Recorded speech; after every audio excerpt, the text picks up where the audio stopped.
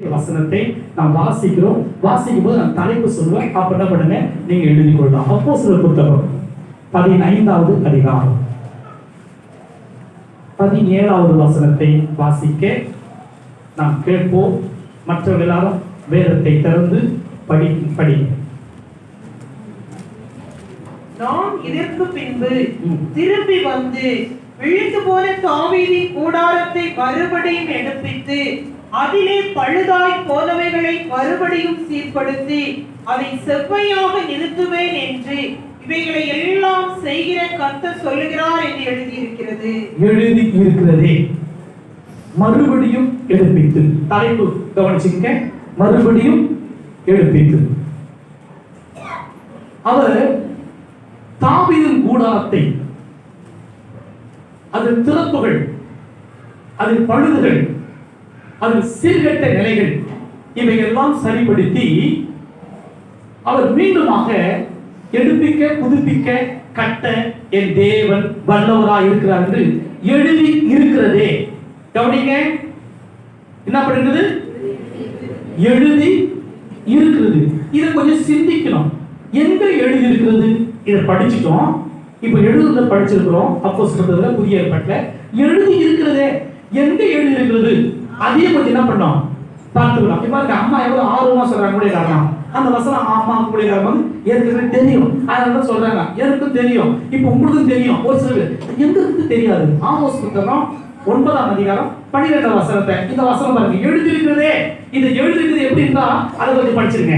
அந்நாளிலே விழுந்து போன தாவீதின் கூடாரத்தை நான் திரும்ப எடுப்பித்து திறப்புகளை அடைத்து பழுதாய் போனதை சீர்படுத்தி பூர்வ நாட்கள் இருந்தது போல ஸ்தாபிப்பேன் என்று இதை செய்கிற கர்த்தர் சொல்லுகிறார். யார் சொல்லுகிறார்? நான் கேட்கும்போது டக்கு டக்குன்னு என்ன பண்ணோம், நான் யார் பேரை சொன்னாலும் டக்குன்னு சொல்லணும். முன்ன இருக்கலாம், நீங்க பின்ன இருக்கலாம், நடு மையத்தில் இருக்கலாம். கவனிங்க, நான் கேட்கும்போது டக்குன்னு பேரை சொல்லுவேன், நீங்க கவனமா சொல்லணும். ஹலோ சொல்லுங்க, ஹலோ. இப்ப நம்ம பேரை சொல்லுவேன், நீங்க வசனத்தை கேட்கணும். அப்ப எவ்வளவு கவனம் வரைக்கும் தெரிஞ்சிடும். அப்ப சொல்லும் போது தெரியலன்னு சொல்லக்கூடாது. அதனால கவனமா கவனிக்கணும். நான் பேரை சொல்லிடுவேன், நான் பேரை சொல்லி கேட்பேன், என்ன வசனம் சொன்னான்னு கேட்பேன். அதனால கவனமா கேட்கணும். தரணி மகனே, கவனமா என்ன பார்க்கணும். ஆண்டவர் தாவீதின் கூடாரத்தை, இது விழுந்து போயிட்டு, எப்படி விழுந்தது, ஏன் விழுந்தது அப்படின்ற விளக்கங்களை கொஞ்சம் என்ன பண்ணுவோம், ஒரு 3 காரியம் தான் பார்க்க போறோம். விழுந்து போனதான கூடாரத்தை அம்மாவுடைய வாஞ்சி விரும்பு தெரியுங்களா? ஆதியில் இருந்த அதிசயங்களை கர்த்தர் செய்யணும். ஆதி அப்போஸ்தலர் வாழ்க்கை நடந்த காரியங்கள் செய்யணும். இதற்கு செய்யக்கூடாதபடிக்கு இருக்கிற தடைகள் என்னன்னு கொஞ்சம் விளங்கிட்டாக்கா கர்த்தர் நிச்சயமா செய்வார்.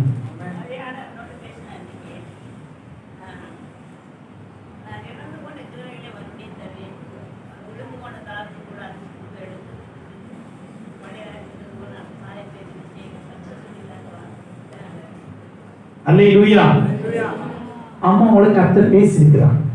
தேவன் அதை திரும்பமா என்ன பண்ணுவார்? எடுப்பிக்கிறவர், மறுபடியும் எடுப்பிக்கிறவர்.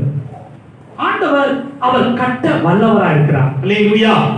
இதை ஆண்டவர் இந்த வார்த்தை மூலமாக கர்த்தர் பேசுகிற வார்த்தையை கவனமாக நீங்க கேளுங்க. இந்த இடம், அவர் இந்த இடத்தை பார்த்து சொல்கிறார். அது எந்த இடம் என்றால் சமாரியா. சமாரியா இடத்துல விழுந்து போயிற்று. அந்த சமாரியா பெத்தேல் மக்கள் இருக்கிற கூடுகிற இடம். அவர்கள் கூடுகிற இடமானது பெத்தேல், இடமானது சமாரியா. அவர்கள் ஆண்ட ராஜாக்கள் பார்த்தீங்கன்னா, அந்த ராஜாக்களுடைய காலங்கள், அவர்கள் உசியா, சிதேக்கியா மன்னன் ஆண்ட காலத்துல பாபிலோனுடைய அடிமையாக கொண்டு போடும்போது அவர்கள் அன்றைக்கு தேவனுடைய கூடாரமானது விழுந்து போயிற்று. கூடாரம் என்பது ராஜ்யம். ராஜ்யம் அன்றைக்கு விழுந்து போனபடியால அதை கர்த்தர் மீண்டுமாக கட்டுவதற்காக இயேசு கிறிஸ்து என்ற பெயரோடு கூட ஆண்டவர் இன்றைக்கு எல்லாரையும் உங்களையும் என்னையும் தேசத்தில் உலகத்தில் இருக்கிற ஒவ்வொரு கூடாரத்தையும் கர்த்தர் புதுப்பிக்க, அவர் சாதிக்க, அவர் கட்டி எழுப்ப என் தேவன் வல்லவராய் இருக்கிறார். அல்லேலூயா, அல்லேலூயா. இதை கட்டுவதற்கு நம்ம கிட்ட காணப்படுகிற காரியங்களை நாம் புரிந்துகிட்டா நிச்சயமாய் அவைகள் எல்லாம் சரியாகும். வெளிப்படுத்தல் புத்தகம் 2ஆம் அதிகாரம் 5வது வசனத்தை வாசிக்க நாம் கேட்போம். ஆகையால் நீ இந்த நிலைமையிலிருந்து விழுந்தாய் என்பதை நினைத்து, இந்த நிலைமையில் விழுந்தாய் என்று நினைத்து மனம் திரும்பி ஆதியில் செய்த கிரியைகளை செய்வாயாக. ஆதியில் செய்த கிரியைகளை செய்வாயாக. இல்லாவிட்டால் நான் சீக்கிரமாய் உன்னிடத்தில் வந்து மனம் திரும்பாத பட்சத்தில் விளக்கு தண்டை அதனிடத்தில் நின்று நீக்கிவிடு. இது ஆசியாவிலே உள்ளதான சபைகளுக்கு பக்பு தீவிலே அன்பின் சீஷனாக யோவானுக்கு வெளிப்படுத்தின இது புத்தகம். அவர் சபைக்கு சொல்லுகிற காதுள்ளவன் கேட்க கடவன். என்ன ஆவியானவர் சொல்லுகிறார்? உனக்குள்ளதை பற்றி கொண்டு. உனக்கு என்ன வச்சிருக்கிறார்? உன் தேவன் யார்? உன் வேதம் என்ன? உலகத்துள்ள வேதங்கள், நம்முடைய இந்திய தேசத்துல வேதங்கள் 4: ரிக்கு, சாமவேதம், அதர்வன, யஜுர். இஸ்லாம் மார்க்கத்துக்கு ஒரு வேதம் குர்ஆன். கிறிஸ்துவர்களுக்கு ஒரு வேதம் பைபிள். இந்த 4 வேதங்களையும் நம்ம தேசத்தை குறித்து சொல்லாத ஒன்று நம்முடைய பைபிள்ல சொல்லப்பட்டிருக்கு. இந்த ஒரே வேதாகமத்தை சரியா ஆராய்ந்து நாம் படித்தா நிச்சயமா இந்த வேதத்துள்ள தேவன் யார் என்பதை படித்து புரிந்து கொண்டால் அவரை பிடித்துக் கொள்வோம். உனக்கு உள்ளதை, உன் கரத்தில் கொடுக்கப்பட்ட வேதத்தை, உன் தேவனை, அவரை பற்றி கொண்டிருப்ப, உனக்கு உள்ளதை நீ பற்றி கொண்டிருப்பாயானால் இந்த நிலைமையில் வீழ்ந்தாய் என்று நினைத்து மனம் திரும்புவாயானால் அப்பொழுது நான் சீக்கிரம் வந்து என்ன பண்ணுவேன்? நீ மனம் திரும்பாத பட்சத்தில் கவனிங்க, உன் விளக்கு தண்டை அதிலிடத்தென்று நீக்கி விடுவேன். விளக்கு தண்டு அப்படின்னு சொல்லும்போது ஒவ்வொரு மனுஷனும் இயேசு சொல்லுவார், விளக்கை கொளுத்தி மரக்கால் மூடாமல் விளக்கு தண்டின் மேல் வைப்பான். ஊரெல்லாம் அந்த காலத்துல மண்ணெண்ணெய் விளக்கு இருக்கும், சின்னதா இருக்கும். மண்ணை ஊற்றி அதை ஒரு நாடாவை போட்டு கொளுத்தி வைப்பாங்க. அது கீழே வச்சுட்டா எல்லாருக்கும் வெளிச்சம் தெரியாது. அதுக்கு என்ன பண்ணுவாங்கன்னா இந்த மாதிரி ஒரு கட்டை, சின்னதா இருக்கும் பெருசா இருக்கும், அந்த கட்டை மேல என்ன பண்ணுவாங்க? விளக்கு வைப்பாங்க. ஏன்னா கொஞ்சம் உயரத்துல வச்சா எல்லாருக்கும் வெளிச்சம் கொடுக்கும். இது விளக்கு தண்டு. இந்த விளக்கு தண்டு கொஞ்சம் ஹைட்டா இருந்தா அந்த விளக்கு அங்க வைக்கும் போது எல்லாருக்கும் வெளிச்சம் கொடுக்கும். கவனிங்க, விளக்கு தண்டை ஆண்டவர் அதுல இருந்து என்ன பண்ணுவாராம்? நீக்கி போடுவார். கொஞ்சம் என்ன பண்ணுங்க, நீதிமொழிகள் புத்தகம் 20ஆம் அதிகாரம் 27ஆம் வசனத்தை வாசிங்க. மனுஷனுடைய ஆவி கர்த்தர் தந்த தீபமாய் இருக்கிறது. அது உள்ளத்தில் உள்ளவைகளை எல்லாம் ஆராய்ந்து பார்க்கும். தீபம் அப்படின்னு சொல்லும்போது மனுஷனுடைய ஆவிதான் தீபமா இருக்கிறது. மனுஷனுடைய ஆவி கர்த்தர் தந்த தீபம். இந்த தீபமானது எப்போது அணிந்து போகும்? அது எப்போதும் அணிந்து போகக்கூடாது. தேவாலயத்தில் கூட பார்த்தீங்கன்னா ஆசரிப்பு கூடாரத்துல எப்போதும் விளக்கு அணையவே கூடாது. அவன் அணைந்து போகும் முன்னே படுத்துக் கொண்டான் சாமுவேல். விளக்கு அணைந்து போகும் முன்னவே அவன் படுத்துக் கொண்டான். அப்படின்னா கவனிங்க, விளக்கு அணையாதபடிக்கு நம்முடைய ஆவி கர்த்தர் தந்த தீபமா இருக்கிறது. அப்படின்னா நம்ம விட்டு உயிர் போகாதபடிக்கு, அநேக உயிர் பல விதத்துல போகிறது, போய் இருக்கிறது. எங்க போகுது, எங்க போய் இருக்குதுன்னு அநேகருக்கு புரியாம இருக்கலாம். வேதத்தை அறிந்தவர்களுக்கு, சத்தியத்தை புரிந்தவர்களுக்கு தெரியும், என் ஆவி கர்த்தரிடத்துல போகிறது. ஆவி விடாத இருக்க ஒருவனுக்கும் அதிகாரம் இல்லை. இது மனுஷனுடைய ஆவி கர்த்தர் தந்த தெய்வமா இருக்கிறது. வெளிப்படுத்தல் 2:5 படிக்கிறதுனா, நான் சீக்கிரமா உன்னிடத்தில் வந்து விளக்கு தண்டை என்ன பண்ணுவேன், நீக்கி போடுவேன். அப்படி என்றால் விளக்கு தண்டு மனுஷனுடைய இருக்கிற ஆவியானது தெய்வமா இருக்குது. எப்பொழுது நம்ம ஆவி தீபம் நம்மை விட்டு போகும், அணைந்து போகணும், யாருக்கும் தெரியாது. அதனாலதான் எல்லா குடும்பங்களையும் எல்லா வீடுகளிலும் விளக்கு ஏற்றுவாங்க. அது குல விளக்கு, அது குத்து விளக்கு, அது நல்ல விளக்கு. எல்லா வீடுகளிலும் வரும்பொழுது ஏற்றி அனுப்பி வைப்பாங்க. எங்க பாருங்க, மறிச்சிட்டாலும் பாருங்க, தீபத்தை ஏற்றுவாங்க. நல்ல காரியமும் கெட்ட காரியமும் எல்லாத்துக்கும் தீபத்தை ஏற்றுவாங்க. காரணம் என்ன தெரியுங்களா? மனுஷனுடைய ஆவி கர்த்தர் தந்த தீபமான்.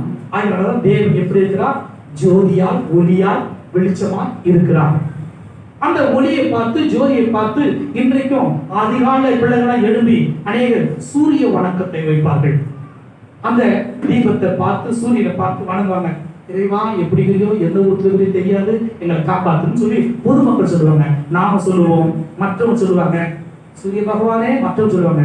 நாம சொல்லுவோம் சூரியனை படைத்தவர் கர்த்தர், வானத்தை பூமி படைத்த கர்த்தர். அவர் வார்த்தை இருக்கிறார். அவர் இயேசு என்ற பேர்ல உங்களோட பேசிக் கொண்டிருக்கிறார். அல்லேலூயா. இந்த தீபத்தை அணைந்து போகாதபடி, நம்ம விட்டு நீக்காதபடிக்கு நான் ஒரு சில காரியங்களை, நம்ம எந்தெந்த காரியம்லாம் நான் மனம் திரும்ப வேண்டுமோ, எந்தெந்த காரியங்கள் விழுந்து கிடக்கிறோமோ அதை சரியாய் உணர்ந்து புரிந்து கொண்டால் நிச்சயமாய் நம்ம வாழ்க்கை ஒரு நாளும் மங்கிய திரிய கர்த்தர் அணையாமல் இருப்பார். அவர் நெறிந்த நாணலை முறிக்காது இருப்பார். நிச்சயமாய் அநேக இடத்துல ஒரு சில இடத்துல விளக்கு எரியும். அந்த விளக்கு பக்கத்துல ஒரு குச்சி வைப்பாங்க. அந்த குச்சி பேரு அநேகர் என்ன பண்ணுவாங்க, எதுக்காக வைப்பாங்க தெரியுங்களா? அது எரியும் போது அப்படியே அந்த நாடா எண்ணெய் ஊற்றி எரியும் போது மேல அப்படியே என்ன ஆயிடும், கருகிடும், கருப்பாயிடும். அப்படியே அது அது மாதிரி அந்த சுடலை இருக்கும். அதை என்ன பண்ணுவாங்கன்னா, அந்த குச்சியை வச்சு கொஞ்சம் நீக்குவாங்க. நீக்கிற உடனே பிரகாசம் என்ன பண்ணும், ஒளி எல்லாருக்கும் வீசும். கொஞ்சம் எல்லாருக்கும் பிரகாசமா இருக்கும். அந்த ஒளி அந்த சுடலை போகாத இருந்தா என்ன இருக்கும், மங்கி எரியும். இப்ப மங்கி எரிகிற தீய ஆண்டவர் அணையாமல் கட்ட வச்சிருக்கிறான். நம்ம வாழ்க்கையில மங்கி எரிய வேண்டாம். இனி உங்க வாழ்க்கை பிரகாசமா மாறும், ஒளியாய் மாறும், அநேகருக்கு வெளிச்சமாய் மாறணும்னு கர்த்தர் விரும்புகிறார். அல்லேலூயா. கவனிங்க, பக்கத்துல ஒரு குச்சி வச்சிருக்காங்க சொன்னல, அது தூண்டி விடுது. உங்களையும் ஒரு ஊழியக்காரனை அநேக போதர்களை வச்சிருக்காங்க. எது தெரியுங்களா? கொஞ்சம் என்ன பண்ணோம், சரிப்படுத்துதான். பயப்படுங்க, ஜெபம் பண்ணுங்க. ஏன் சொல்றது தெரியுங்களா? நீங்க ஆண்டவருக்குள்ள வளரணும், நீங்க கர்த்தருக்கு எதையாலும் செய்யணும் என்ற நோக்கத்தோடு தான் ஒரு குச்சி எப்படி வச்சிருக்கப்பட்டிருக்கோ விளக்கு பக்கத்துல, அதே போலதான் இன்றைக்கு ஊழியக்காரர்கள் உங்களை கொஞ்சம் என்ன பண்ணாங்க, மெருகேற்றதான், உங்களுக்கு பிரகாசமாக்கதான். நீங்க எந்த நிலையில விழுந்தீங்களோ அதை உணர்ந்து தேவனுக்காக எழும்பி பிரகாசிக்க என் தேவன் விரும்புகிறார். அல்லேலூயா. விருப்பப்பட்டவங்க எல்லாம் கையை தட்டி கர்த்தருக்கு மகிமை செலுத்துங்க. அல்லேலூயா. கொஞ்சம் என் கூட சேர்ந்து நீங்க 1 யோவான் புத்தகம் 2ஆம் அதிகாரம் 16-17 வசனத்தை வாசிக்க எல்லாரும் கவனமாக கேட்போம். மாம்சத்தின் இச்சையும், ஏனெனில் மாம்சத்தின் இச்சையும், கண்களின் இச்சையும், கண்களின் இச்சை, ஜீவனத்தின் பெருமையும், ஜீவனத்தின் பெருமை, உலகத்தில் உள்ளவைகள் எல்லாம், உலகத்தில் உள்ளவைகள் எல்லாம் பிதாவினால் உண்டானவைகள் அல்ல, பிதாவினால் உண்டானவைகள் அல்ல, அவைகள் உலகத்தினால் உண்டானவைகள், அவைகள் உலகத்தில் உண்டானவைகள். உலகமும் அது இச்சையும் உலகமும் அது இச்சையும் ஒளிந்து போகும். தேவனுடைய சித்தத்தை செய்கிறவன் எவனோ என்றைக்கும் நிலைத்திருப்பான். என்றென்றைக்கும் நிலைத்திருப்பான். அல்லேலூயா. பாவிகள் சபையில் நீதிமான் சபையில் நிலை நிற்பது கிடையாது. சங்கீத புத்தகம் 1ஆம் அதிகாரம் 6ஆம் வசனம் இப்படி சொல்லப்பட்டிருக்கு. பாவிகள் நீதிமான் சபையில் நிலை நிற்பதில்லை. நீதிமான் சபை இது மட்டும் அல்ல, இது பாவிகள் மனம் திரும்புகிற சபை. இந்த சபை பாவியை மனம் திரும்பி நீதிமானாய் மாற்றுவதுதான் இந்த சபை. இந்த நீதிமான் பரலோகத்துக்கு போகக்கூடிய இடம் தான் அந்த சபை. அந்த இடத்துல பாவிகள் ஒருபோதும் நிலை நிற்பது கிடையாது. அல்லேலூயா. கவனிங்க, வேத வசனத்தை சரியா நீங்க புரிஞ்சு கொள்ளுங்க. மாம்சத்தின் இச்சை, கண்களின் இச்சை, ஜீவனத்தின் பெருமை. ரட்சணம் செய்யும்படிக்கு, ஜீவனம் பண்ணும்படிக்கு முன்பதாக 70 பேர்ல ஒருவனை முன்னே அனுப்பினான். அவன் பெயர் என்ன? எல்லாம் கையை தான் தட்டுங்களா சொன்னவங்களுக்கு. சத்தமா தட்டுங்க. அல்லேலூயா. யாருங்க? யோசேப்பு. அவங்க குடும்பத்தை போஷிக்கும்படி பஞ்சம் வருகிறது தேசத்தில். முன்பதாக ரட்சணம் செய்யும்படி யோசேப்பை முன்னமே அனுப்பி பஞ்சத்துக்கு முன்பதாகவே செழிப்பு 7 வருஷம், பஞ்சம் 7 வருஷம். அந்த பஞ்சத்துல அவங்களை காக்கும்படி செழிப்பு 7 வருஷத்துல சேகரித்து வைக்கத்தக்கதாக விவேகமும் ஞானமும் உள்ள ஒரு மனுஷன் யோசேப்பை கர்த்தர் கொண்டு போய்த்தார். ரட்சணம் பண்ணும்படிக்கு. அப்படின்னா என்ன அர்த்தம்?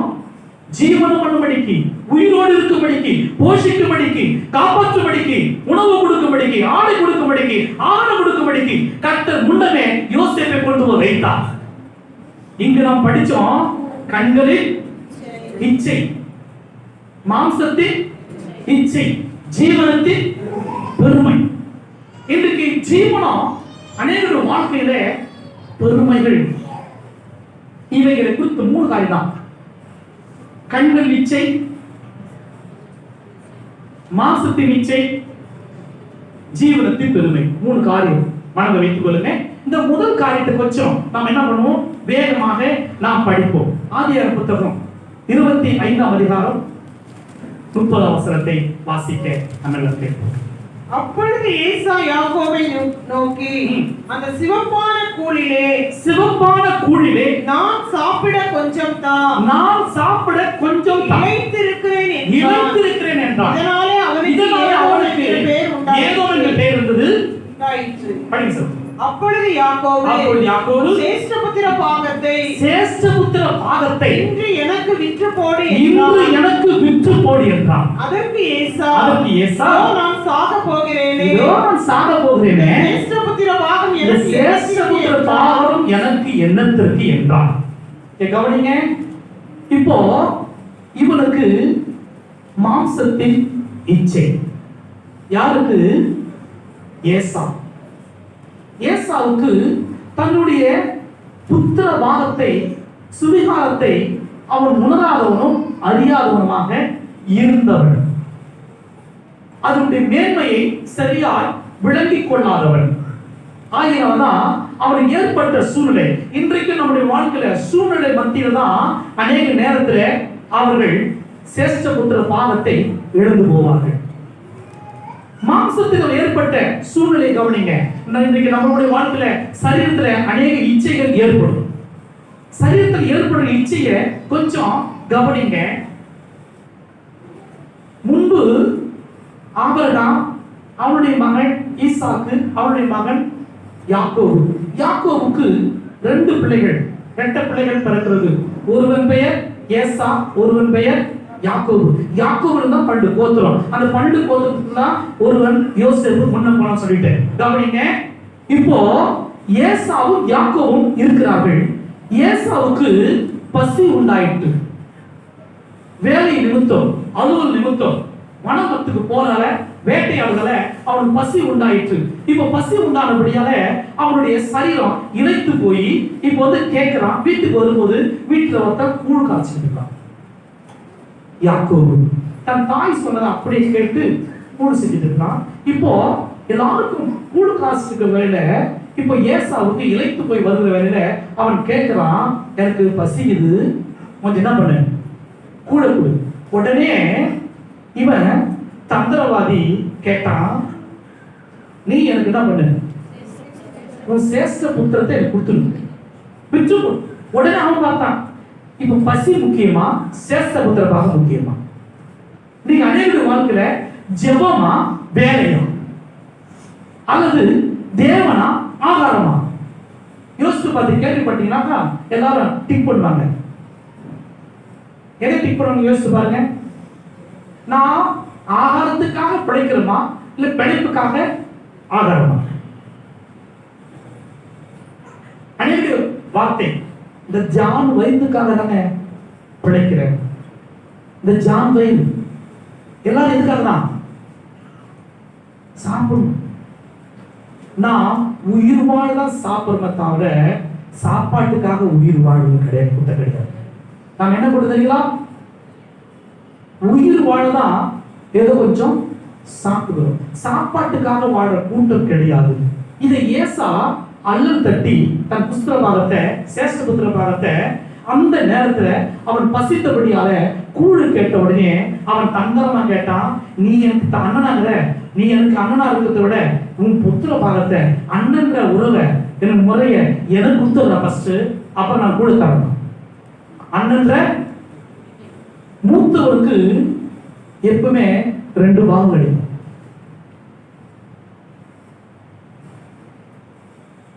மூத்தவனுக்கு எப்பயுமே 2 பாகம் கொடுப்பாங்க. ஏனென்றால் அவன் குடும்பத்துக்கு அவன் சேஷ்ட புத்திரம் அப்படின்றா உள்ளபடி நியாயமா ஒண்ணு கொடுப்பாங்க, எல்லா பொறுப்பு என்று செய்வதற்காக எக்ஸ்ட்ரா ஒண்ணு கொடுப்பாங்க சேஷ்ட புத்திர பாகங்களுக்கு. இதை ஏசா உணராமல் அந்த புத்திர பாகத்தை சரியா புரிந்து கொள்ளாமல் அன்றைக்கு யாக்கோபு கேட்ட மாத்திரத்துல அவன் அதை என்ன பண்ணிட்டான், நீ எடுத்துக்கப்பா, எனக்கு நான் இப்ப என்ன பண்ணோம், நான் பசிக்கணும், பசித்து சாப்பிடும், என் பசி ஆகாவிட்டா போதும், நீ எதனா எடுத்துக்கோ. அதனுடைய மேன்மையை என்ன பண்ணல ஏசா புரிஞ்சுக்கல, விளக்கல. ஆதியாகமம் தான் 12 கோத்திரம் யாக்கோபு தகப்பனா மாறினான். இவன் மட்டும் சேஷ்டபுத்திர பாகத்தை விற்று போனதா ஏசா தான் 12 கோத்திரத்துக்கு தகப்பனா மாறினான். காரணம் என்ன தெரியுமா, அன்றைக்கு அவன் விற்று போட்டபடியாக. இதுக்கு காரணம் என்ன, மாம்சத்தின் இச்சை. இங்க மாம்சத்தின் இச்சை அவன் வாழ்க்கையில பாருங்க. இப்ப கண்களின் இச்சை, மாம்சத்தின் இச்சை, ஜீவனத்தின் 3 காரியம். இவன் வாழ்க்கையில பாருங்க, இவன் பார்த்த உடனே அந்த கூட பார்த்துட்டு உடனே சேஷ்டபுத்திர பாகத்தை என்ன பண்ணிட்டான், விட்டு போட்டான். அந்த வார்த்தை சொல்லப்பட்டிருக்கு, படிக்க சொல்லி. அதற்கு ஏசா, இதோ நான் சாக போகிறேன், நான் சாக போகிறேன், இந்த சேஷ்டபுத்திர பாகம் எனக்கு என்னத்திற்கு என்றான். பாருங்க, இவன் பார்த்த உடனே இந்த கண்கள்ல வந்துச்சு பாருங்க, பசி மயக்கத்துல எனக்கு எந்த புத்திரமும் தேவையில்லை, எனக்கு ஆகாரம் தான் வேணும். இன்னைக்கு நிறைய பார்வை கண்களை எது பார்க்கிறோமோ உடனே என்ன பண்ணுவோம், ஜெபம் மறந்துடுவோம், சபை மறந்துடுவோம், ஊழியம் மறந்துடுவோம், எல்லாம் மறந்துடுவோம். பார்த்த உடனே இதுதான் நடந்துச்சு அன்றைக்கு ஏதேன் தோட்டத்துல. பார்த்தா, பறிச்சா, கொடுத்தா, புசித்தா, கெடுத்தா. லோத்து பாருங்க, ஆண்டவர் அழிக்க விட்டாரு சோதோம் கோமோராவை. அழிக்கிற நேரத்துல அவன் பார்த்தான், எனக்கு நல்லா இருக்குது, பார்க்கறது எப்படி இருக்குது, செழிப்பா இருக்குது அப்படின்னு சொல்லி போனான். அங்க போனா அந்த இடத்துல ஆண்டவர் சும்மா விட்டாரா, அதையும் ஆண்டவர் அழித்து போட்டார். இப்ப லோத்துவ மனைவி நினைச்சுக்கங்க, உப்பு தூரமா தான் திரும்பி பார்த்தா. இன்னைக்கு நம்முடைய கண்கள் இச்சை, கண்கள் ஏற்படுற அநேக சூழ்நிலைகள் எதை பார்க்கிறோமோ அப்படியே ஆயிடும். கண்ணுதான் மனுஷன் வாழ்க்கையில என்ன இருக்கு, விளக்கா இருக்குது. கண்ணுதான் மனுஷன் வாழ்க்கையில விளக்கு. அல்லேலூயா. இன்னைக்கு கண்ணு கட்டிச்சுன்னா அநேகருக்குனால கண்ணு கட்டப்போ சூரிய நமஸ்காரம் எதுக்குன்னு சொல்றாங்க இல்லையா? ஆனா மனக்கண்ணு கட்டிச்சுன்னா சூரிய நமஸ்காரம் மட்டும் இல்ல, பரலோகமே ஆயிடும், இழந்து போவான். மனக்கண் சரியா இருக்கணும். கண்களின் இச்சை ஏசா, லோத்து இவங்க எல்லாரும் பல காரியங்களை போயிட்டாங்க. கவனிச்சுங்க, இது வந்து 13ஆம் அதிகாரம் ஆதியாகம புத்தகம் 10ஆம் வசனம் சொல்லப்பட்டிருக்கு. பசுமையான இடத்தை தேடி ஓடினான் லோத்து. எதை தேடி ஓடினான்? பசுமையான இடம். எங்கெல்லாம் செழிப்பாகுது, எந்த சபையில, எந்த பாஸ்ட், எந்த ஊழியம் அப்படி இருக்குது இப்படி இருக்குது அப்படின்னு பார்த்து போறது போல கண்கள் இச்சை. ஆனா இவைகளாலே நம்ம வாழ்க்கை புத்திர பாகத்தை இழந்து விடுவோம். சிரேஷ்ட புத்திர பாகத்தை இழந்து விடுவோம். ஜாக்கிரதை. பாருங்க, நான் முதல்ல கண்கள் இச்சையிலிருந்து ஒன்று ஏசாவை உங்களுக்கு சொல்லிட்டு இருக்கேன். அடுத்து லோத்து. மூணாவது பாருங்க, 2 சாமுவேல் புத்தகம் 11ஆம் அதிகாரம் 2ஆம் வசனத்தை பற்றி படிச்சிருக்கேன்.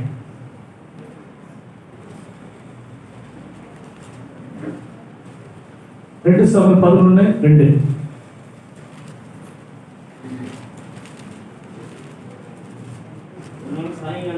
சாயங்காலத்தில் தாவீது தன் படுக்கையிலிருந்து எழுந்து அரண்மனை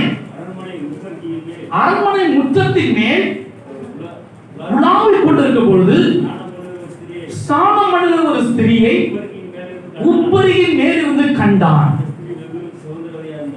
இப்ப கவனிங்க, இந்த சம்பவம் எல்லாருக்கும் தெரிஞ்சதுதான். நல்லா கவனிச்சுக்கங்க. கண்கள் இச்சை.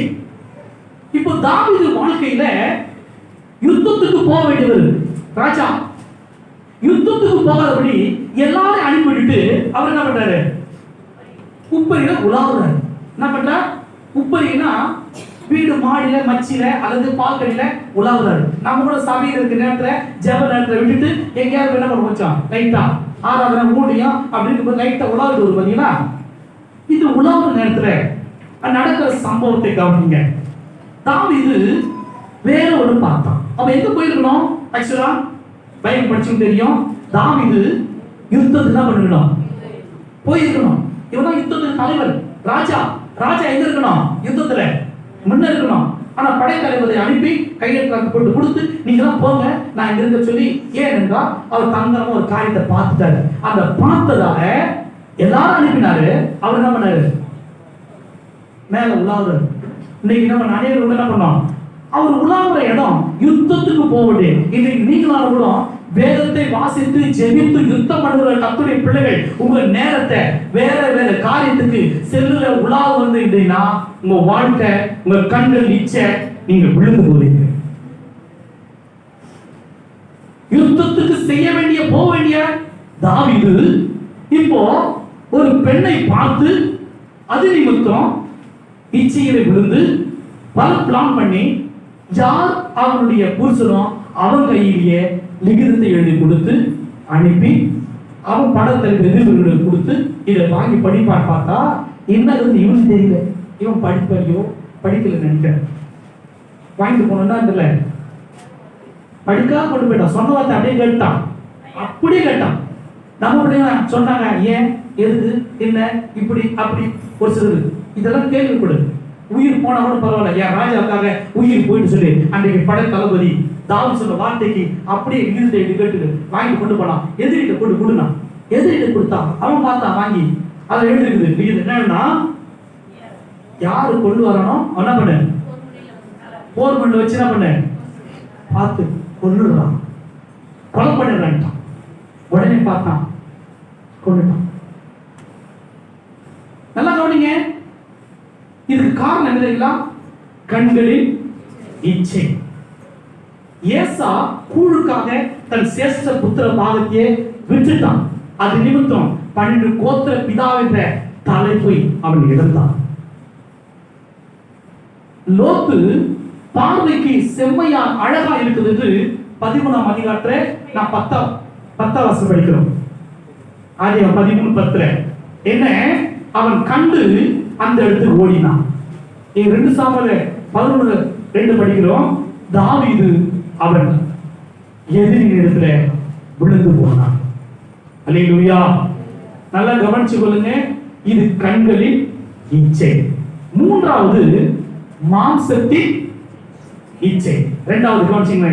மாம்சத்தின் முதல்ல கண்கள் இச்சை, இரண்டாவது மாம்சத்தின் இச்சை. கொஞ்சம் பண்ணுங்க. 1 நாளாகமம் 5ஆம் அதிகாரம் முதல் வசனம். 1 நாளாகமம் 5:1.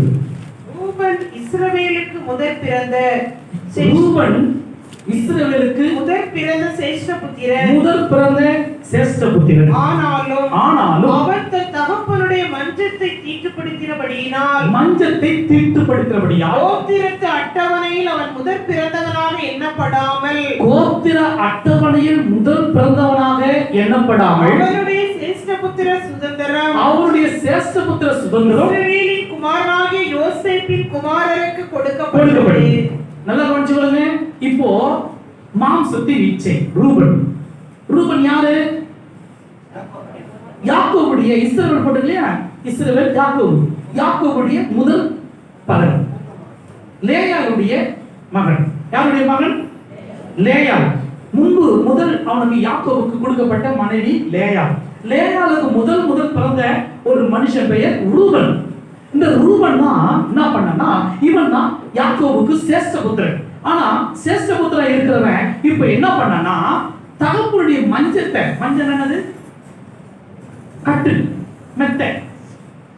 தகப்பனுடைய மஞ்சத்தை இன்றைக்கு நல்லா கவனிச்சு சொல்லுங்க. ஒரு சில தவறு யாரும் கொஞ்சம் தவறா புரிஞ்சுக்காதீங்க தயவு செய்து. ஊழியக்காரருடைய இந்த மேட்டு, இந்த சேர், இந்த படுக்கை இதெல்லாம் சீப்பை வந்து கத்துட்டு வாங்க. யாராவது உள்ள போக முடியுமா? ஏன்னா அவங்க அப்பா அங்க இருந்தாரு. உள்ள போக முடியுமா? பாஸ்டர் பார்க்க முடியுமா? சிஸ்டர் பார்க்க முடியுமா? லிமிட். ஆனா நம்ம இடத்துல எல்லாரும் போல வரலாம். ஏன்? கிருபையில தேவன் நம்ம எல்லா பிள்ளைகளும் இருக்கிறோம். நல்லா கவனிங்க. நம்ம எல்லாம் என்ன பண்ணலாம்? எல்லாரும் போகலாம், எல்லாம் எடுக்கலாம், எல்லாம் பண்ணலாம். ஏன்னா இயேசு கிறிஸ்து இரக்கமுள்ள தேவன். அல்லேலூயா. நல்லா கவனிச்சு கொள்ளுங்க. இங்க ரூபனும் மாம்ச இச்சையினாலே அவன் செய்த காரியம், தன் தகப்பனுடைய மனைவியை அவன் தவறா நடத்தி விட்டான். நீங்க படிச்சவங்க தான் இது புரிய நான் சொல்றது. தகப்பனுடைய மனைவியை அவன் தவறாக, அது யாருடைய வேலைக்காரிங்களா? ராகேலுடைய வேலைக்காரி. அவள் பேர் தெரியுங்களா? சில்பா. நீங்க சில்பா செட்டி தான் தெரியும் இல்லையா? நிறைய பேருக்கு சில்பா செட்டி தெரியுங்களா? தெரியாத இருக்கீங்க. நிறைய பேர் சில்பா செட்டி தெரியுங்களா? ஆனா சில்பா தெரியாது. சில்பா ஒரு சில சில்பா செட்டி என்ன பண்ணல அப்படி ஒரு பேர் தான் ஃபர்ஸ்ட் தெரியல. பேர் என்ன? சில்பா செட்டி. எப்படி சொல்றேன்டா? சாமி அப்படி சொல்றானே. ஒரு நடிகை பேர் சில்பா செட்டி. தமிழ்நாடு சூப்பர் ஹிந்தியில் நடிச்சுட்டு பெரிய படத்தை வாங்கி சம்பாதிச்சிருக்கிறார். அவர் தமிழ்நாட்டு ஒரு பெண்ணு. கவனிங்க. ஆனா இங்க ரூபன் அந்த சில்பாவை அவர் தவறா நடத்தபடி தகப்பனுடைய மனைவியை அவர் மஞ்சத்தை தீட்டுப்படுத்தினபடியாலே அவன் மாம்சத்தின் இச்சையினாலே அட்டவணையில் வர வேண்டிய பேரு என்ன ஆயிடுச்சு? இப்போ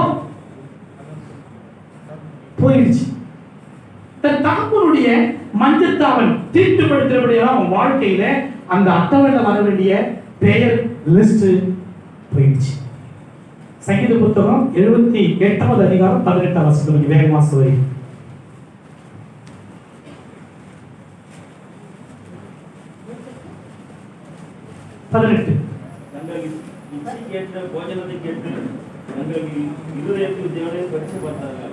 இப்போ கவனிங்க. இருதயத்தில் என்ன பண்ண? தேவனை பரீட்சை பார்த்தார்கள்.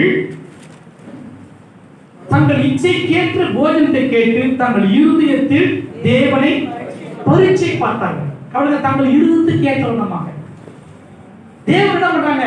பரீட்சை. அது கொஞ்சம் கீழே படிச்சவர் அப்படியே அது மேல 78ல இருந்து கொஞ்சம் அப்படியே 18 மேல கொஞ்சம் படிச்சவர். வனாந்தரத்தில் கன்மலைகளை பிளந்து, கவனிங்க, வனாந்தரத்திலே கன்மலைகளை பிளந்து மகா ஆழங்களில் இருந்து தண்ணீரை அவர்களுக்கு குடிக்க கொடுத்தார்.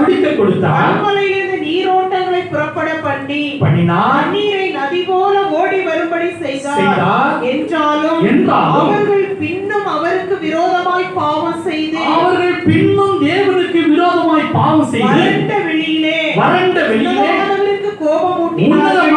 கோபமூட்டினார்கள். இச்சைக்கேற்ற போஜனத்தை கேட்டு இருதயத்தில் தேவனை பரீட்சை பார்த்தார்கள்.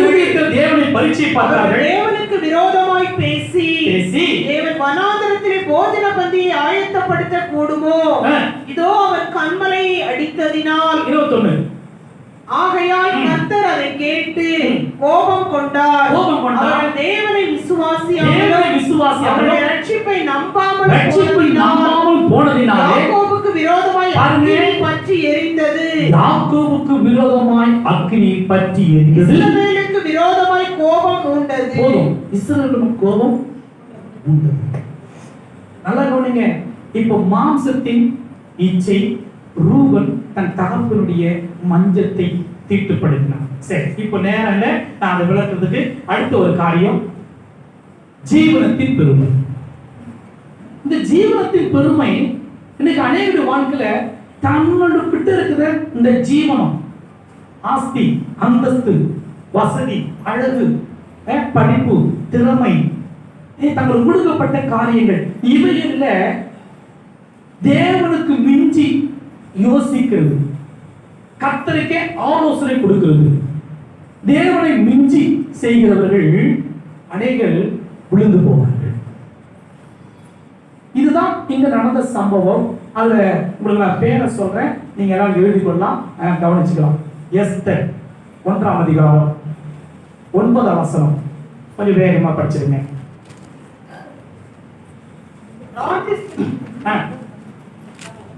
ராஜஸ்திரியாகிய வஸ்தியும் ராஜாவாகிய அகாஸ்வேரின் அரண்மனையிலே ஸ்திரீகளுக்கு ஒரு விருந்து செய்தாள். 9 படிச்சு வரவே.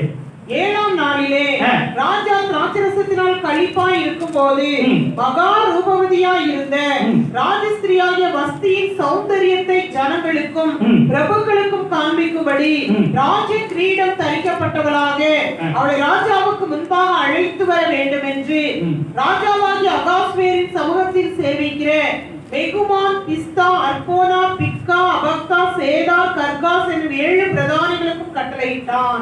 இப்போ கவனிங்க, ராஜாக்கெல்லாம் பயங்கரமா சொல்ற வார்த்தைய அவ என்ன பண்ணல, கேட்கல. ராஜா கூப்பிடுறாரு, என்ன பண்ணோம்? ராஜா கூப்பிட்ட உடனே வஸ்தி போயிருக்கணும். ஆனா என்ன பண்ணாவா? வரமாட்டேன் என்றார். வரமாட்டேன் என்றார். அப்பொழுது ராஜா கடும் கோபம் அடைந்து தனக்குள்ளே மூர்க்க வெறி கொண்டான். அல்லேலூயா.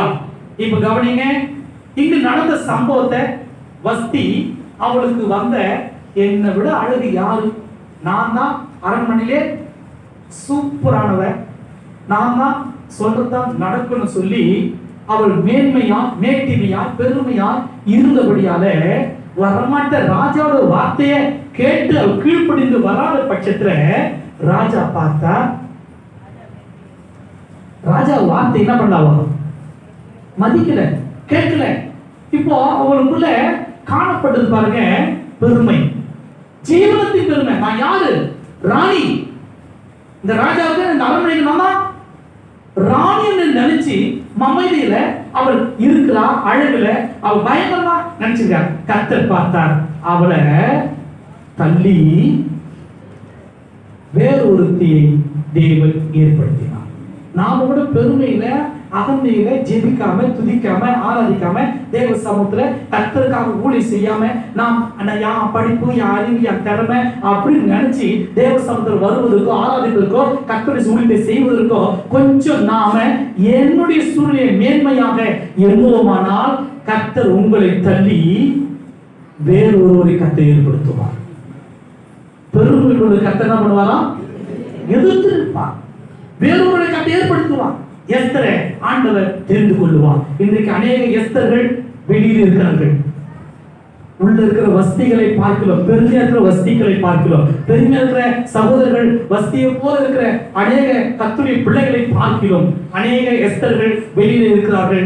அவர்களை கர்த்தர் அங்கிருந்து ரட்சிப்பையும் யூதர் மூலமாய் கர்த்தர் எழுப்புவார். அல்லேலூயா.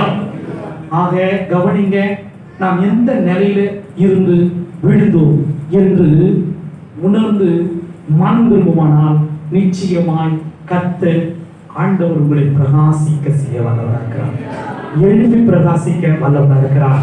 கர்த்தருடைய சமூகத்தில் ஒப்பு கொடுத்து இந்த நல்ல நேரத்துல தேவனாகிய கர்த்தருடைய மகிமை சமூகம் நம்ம ஒவ்வொரு கூட இருக்கிறபடியால எல்லாரும் தேவ சமூகத்தில் ஒப்பு கொடுத்து இந்த நேரத்துல கர்த்தர் தாமே நமக்கு உள்ளதை நாம் பற்றி கொண்டு இருக்க கர்த்தர் நமக்கு உதவி செய்வாராக. வெளிப்படுத்தல 2:5 வாசித்த வண்ணமாக உனக்குள்ளதை பற்றி கொண்டு நாம் எந்த நிலையில விழுந்தோம், தாவீது கூடாரத்தை அவர் திரும்பமாக எடுப்பிக்க வல்லவராய் இருக்கிறார். மறுபடியும் கட்ட வல்லவராய். எல்லா கண்களை மூடுவோம். இருக்கிற இடத்துல தலைகளை தாழ்த்துங்க, கண்களை மூடி கர்த்தரை நோக்கி பாருங்க. அப்படியே எல்லாரும் நாம் எந்த நிலையில விழுந்தோம், எந்த நிலையிலிருந்து தேவனை விட்டு தூரம் போனோம், அவர் மீண்டுமாய் எடுப்பிக்கிறவராக இருக்கிறார். மறுபடியும் கட்டுகிறவராக இருக்கிறார். நிச்சயமாய் கட்டுகிற கர்த்தரால கூடும், எடுப்பிக்கிற கர்த்தரால தான் கூடும். ஒரு மனுஷனால கூடாதுங்க, என் தேவனாலே எல்லாம் கூடும். அவர் திரும்பமாய் கர்த்தர் கட்ட வல்லவராய் இருக்கிறார். எல்லாரும் கொடுத்து ஸ்தோத்திரம் பண்ணி கர்த்தருக்கு மகிமை செலுத்துவோமா?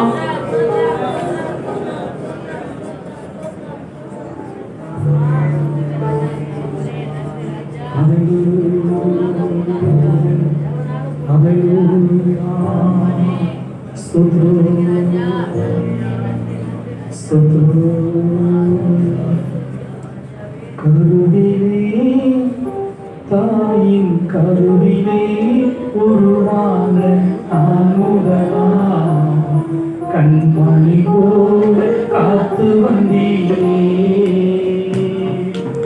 என்னதவம் செய்தேனோ தெரியலையே, என்னை வரவாய் அன்பு வைத்தீரே.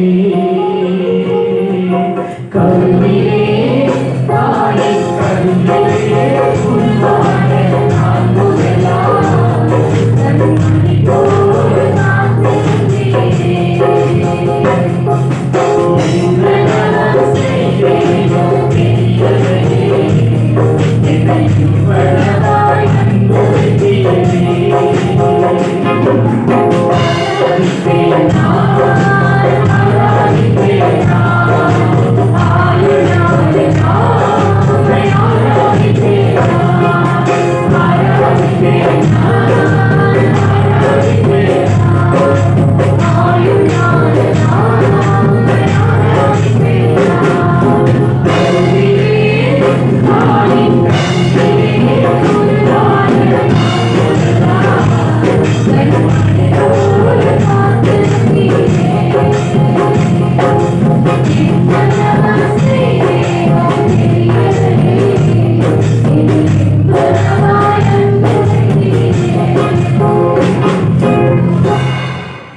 நாமத்தினாலே தேவன் நம்மை எந்தெந்த நிலையில் இருந்து தாயின் கருவில் உருவான நாள் முதல் கொண்டு இந்த நாள் வரையிலும் அவர் தாங்கி ஏந்தி சுமந்து வந்தாரே, இனிமேலும் நடத்துவார்.